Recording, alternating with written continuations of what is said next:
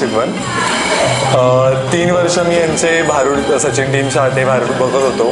पण मलाही असं कधी कधी वाटत होतं की मी हा ग्रुप कधीतरी जॉईन करावा.